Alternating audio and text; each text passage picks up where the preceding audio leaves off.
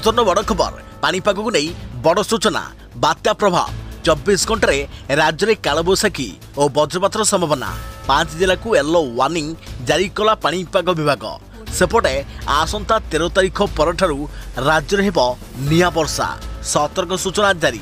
Hello friends मु शक्ति आपड़ देखुं आजिर ताजा खबर तेरे यहाँ कौन रही डिटेल्स इनफॉरमेशन आज वीडियो आपण मैंने जानीपर तेज आपण मैंने जानापी वीडियो को शेष पर्यटन देखु ता पूर्व यह वीडियो गोटे लाइक करूँ जदि पार्टी आपणकर सांगसाथी मान वीडियो को शेयर करनी जदि फ्रेंड्स आपण मैंने आमर ए चैनल नुआ ही वीडियो देखुं पूर्व केबे भी आमर ए चैनल को सब्सक्राइब करना तेज निहाती चैनल को सब्सक्राइब करने सहित पाखे आसुवा बेल आइकन को बजाय रखि दांतु। तेज आसंता 24 घंटे राज्य में कालबैशाखी और वज्रपात होबार संभावना रही एने 5 जिला को भुवनेश्वर आंचलिक पानीपाग विभाग पक्षर येलो वार्निंग जारी कर जाइछि। मयूरभंज मालकानगिरी कोरापुट रायगड़ा और गजपति आदि जिला को येलो वार्निंग जारी कर जाइछि।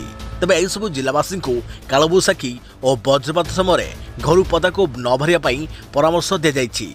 परामर्श देइछि पानीपाग विभाग पक्षर परामर्श जारी कर जाइछि जहाँकि सतर्क सूचना सावधान रुहंतु एवं सतर्क रुहंतु। एही समय भयंकर झड़ वर्षा होई पारे सेहीपरि मयूरभंज केन्दुझर बालेश्वर भद्रक मालकानगिरी कोरापुट रायगड़ा कंधमाल गजपति आदि जिले में गोटे दुईटी स्थान में प्रबल वर्षा सहित कालबैशाखी जनित वज्रपातर संभावना रही। अन्यपटे राज्य में जारी रही ग्रीष्म प्रवाह आज 40 डिग्री उपर 11 सहर सोनपुर सबुठू उत्तप्त सहर राज्य में असह्य है ग्रीष्म ताती दाउ दाउ खरारे डहल विकल होती जनजीवन अस्तव्यस्त साधारण जीवन दिन बेले घर बाहर मुस्किल हो गलानी। लगातार किछि दिन धरी अनेक स्थान में गरम असह्य होउछे। प्रत्येक दिन 7 ରୁ 8टी सहर में तापमात्रा 40 डिग्री उपर रहुछे। तेबे आज राज्यर 11टी सहर में पारद 40 डिग्री उपर रही 42.3 डिग्री सह सोनपुर सर्वाधिक उत्तप्त सहर पलटिछि।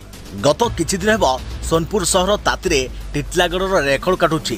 पानीपाग विभाग अनुसार बलांगीर में तापमात्रा 42.2 डिग्री बारिपदा और टिटलागढ़ में 42 डिग्री झारसुगुड़ा में 41.8 डिग्री संबलपुर में 41.7 डिग्री बौद्ध में 41.5 डिग्री अनुगुल में 40.9 डिग्री भवानीपाटना में 40.8 डिग्री हीराकुद में 40.1 डिग्री सुंदरगढ़ में 40 डिग्री तापमात्रा रेकर्ड कर सेहीपरि राजधानी भुवनेश्वर में तापमात्रा 37.4 डिग्री एवं कटक में 36.2 डिग्री रेकर्ड कर जाइछि। तबे एथिरा बर्तमान बड़ खबर पानीपाग को नहीं बड़ सूचना आगु को पानीपाग को नहीं लेटेस्ट अपडेट इनफॉरमेशन पाए आमर चैनल सहित जोड़ी रहंतु। तो फ्रेंड्स पुणी देखाबो आगामी को नुआ वीडियो रे से पर्यंत मु रहिली जय जगन्नाथ।